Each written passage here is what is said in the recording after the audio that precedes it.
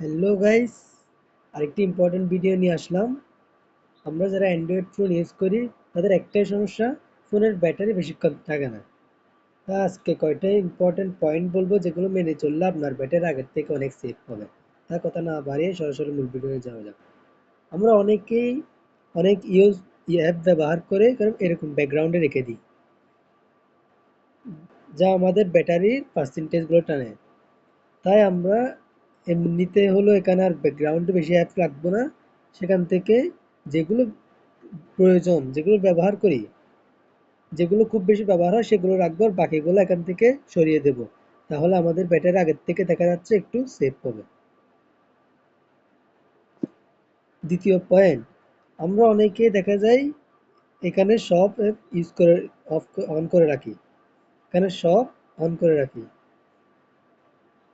যার জন্য আমাদের ফোনের ব্যাটারি স্পিডে চলে যায়। তাই আমরা কি করবো, যেগুলো ব্যবহার করতে হয় সেগুলো বাকি রেখে সবগুলো অফ করে রাখবো, যাতে আমাদের ব্যাটারি আগের থেকে সেভ হয়। আর আমরা অনেক সময় মোবাইলে ওয়াইফাই ডাটা এমনিতে হলে ইউজ করে রাখি, যার কারণে ওয়াইফাইটা অন থাকার কারণে ওয়াইফাই কি করে চারপাশের লোকেশন, চারপাশের নেটওয়ার্ক খুঁজে বেড়ায়। এই নেটওয়ার্ক খুঁজে বেড়ানোর কারণে ফোনের ব্যাটারি দ্রুত শেষ হয়ে যায়। তাই আমরা প্রয়োজন ছাড়া এটা অন করে রাখবো না, অফ করে রাখবো। তারপর হচ্ছে আমরা অনেক অ্যাপ ইউজ করে আবার পরেরটা আনইনস্টল করে দিই, কিন্তু আনইনস্টল করার পরেও সেই অ্যাপগুলো আমাদের প্লে স্টোরে থেকে যায়। কিভাবে তা দেখাচ্ছি। আপনারা আপনাদের এই প্রোফাইল প্লে স্টোরে প্লে স্টোরে ঢুকে প্রোফাইল পিকচার অন করবেন, দেখবেন লেখা থাকবে ম্যানেজ অ্যাপ অ্যান্ড ডিভাইস, এটাতে ক্লিক করবেন। ক্লিক করার সাথে সাথে এরকম একটি ইন্টারফেস শো করবে। সেখানে আপনারা কি করবেন, এই ম্যানেজ যেটা লেখা আছে সেটাতে ক্লিক করবেন। ম্যানেজ লেখার উপর ক্লিক করবেন,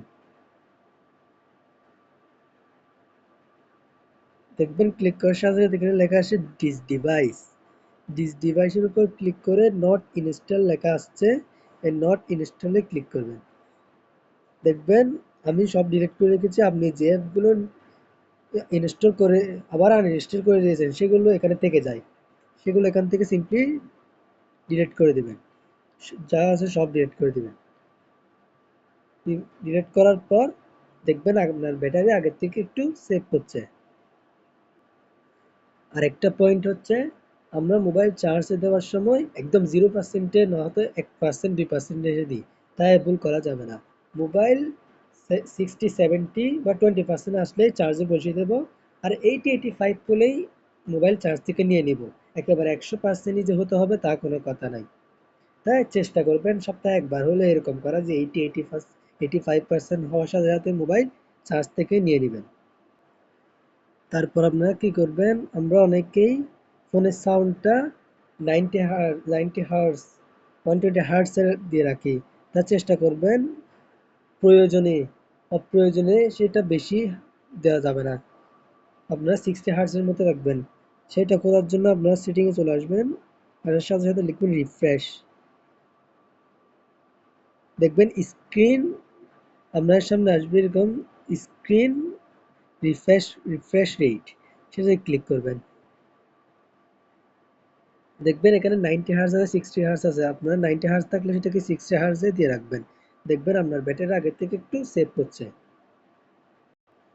আর চেষ্টা করবেন মোবাইলের স্ক্রিন এবং মোবাইলের সব অ্যাপ ডার্ক ডার্ক মুখে